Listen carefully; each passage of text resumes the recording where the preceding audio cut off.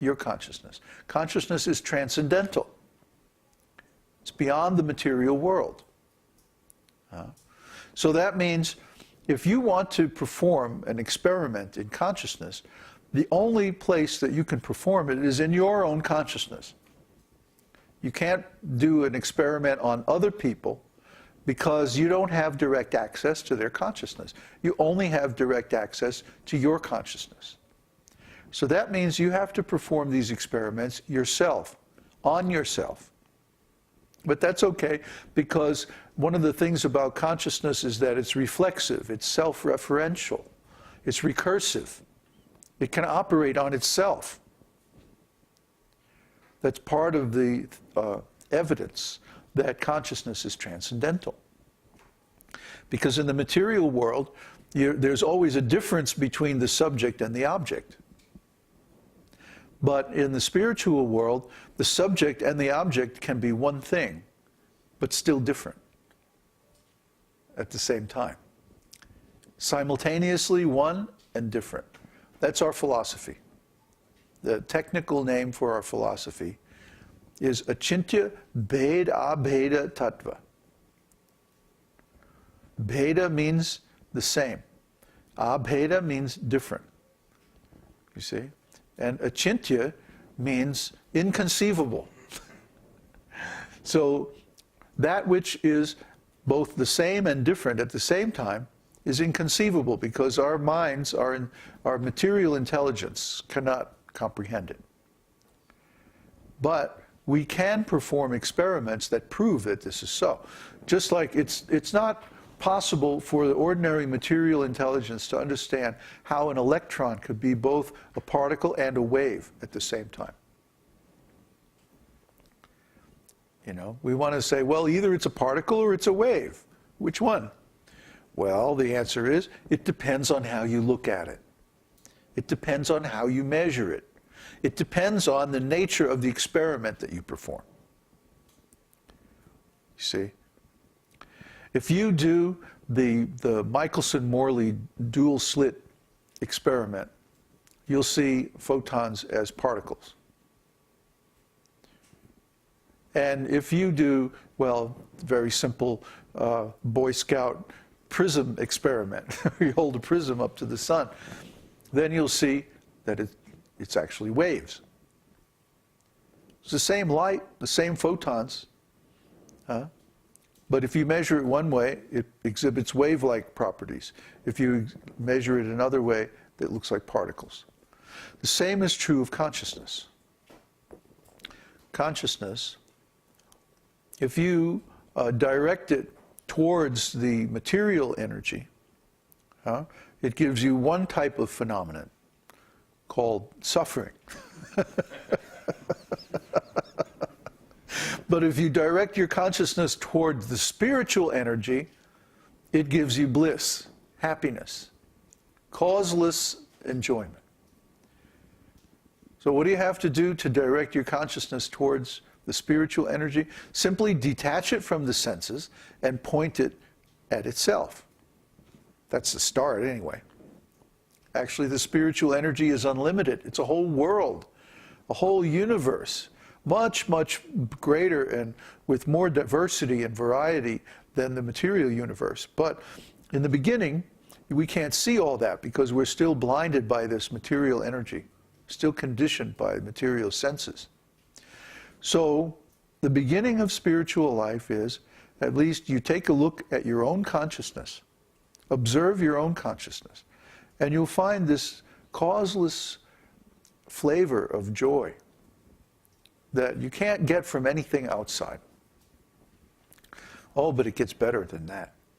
If you trace your consciousness back to its source, back to its root, you will find the Supersoul, the Lord, the origin of all consciousness. And this realization is far greater, far more profound, far more wonderful than the simple realization of the soul as being spirit. Because we find the unlimited ocean of spirit, you see? And then, if we keep going and keep going, we ultimately come face to face with the Supreme Personality of Godhead. The Supersoul is just one of his expansions, actually kind of a minor one. And he is emanated, just like we are emanated, ultimately, by Krishna. So when we come face to face with Krishna, that's it. That's the height, that's the landmark that says, okay, we now have full realization. We now are out of this material world. We have no more need to stay in this material world. You see? So if you follow this path, if you follow these experiments, these procedures, these processes given in the esoteric teaching, this is the result. You come face to face with Krishna. We all want this. Because Krishna, the very word Krishna, means the source of all pleasure, the origin of all desirable things. So who would not want to be closely in association with the origin of all desirable things? If you don't want this, if you don't see the need for this or the desirability of this, I mean, really, you don't have much intelligence. So anyone who's actually intelligent, they want to come face to face with the source of all pleasure, the ocean of enjoyment, the origin of all bliss, all beautiful things. That's Krishna. That's why we call this path Krishna consciousness. You see? But most people have no idea what consciousness means. You mention the word consciousness and you can actually see them go unconscious. Because they have no knowledge, they have no concept of what consciousness is. It has been deliberately erased from Western material culture.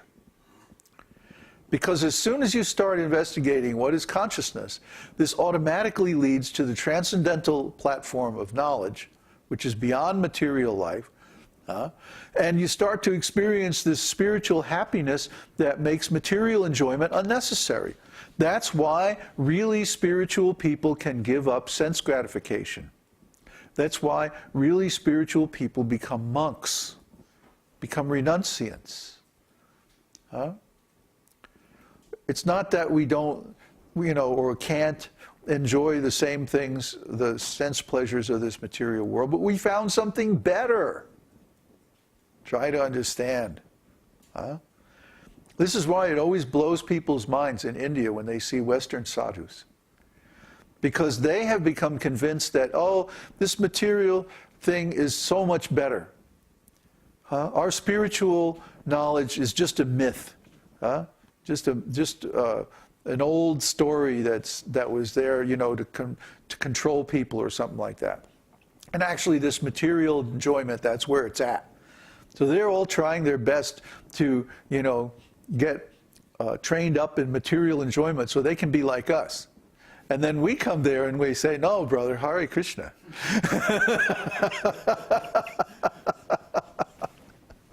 And they're like, what? You gave up all that? Yeah, we gave it up.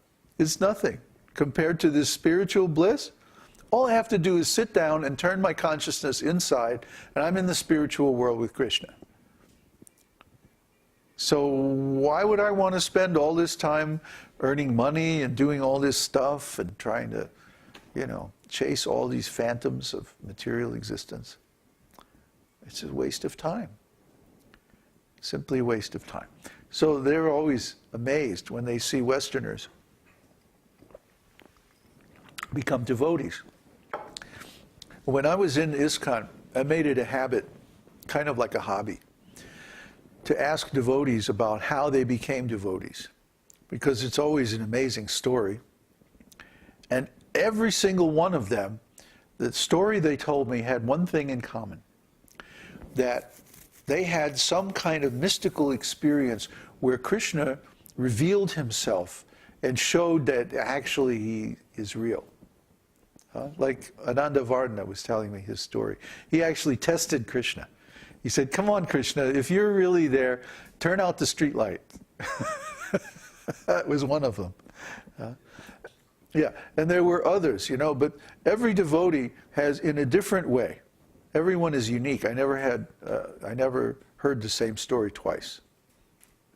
So every devotee has a unique experience where Krishna reveals himself just a little bit. Just enough to let them know that he's real. And after that, it's like, oh, okay. And then they buckle down and like do the process and do it. So we see that after a couple of years of this lifestyle, one automatically becomes purified. He automatically loses the taste for these material things. And he gets more and more of a taste for spiritual things. So much so that he feels like, oh, I just want to give up this material life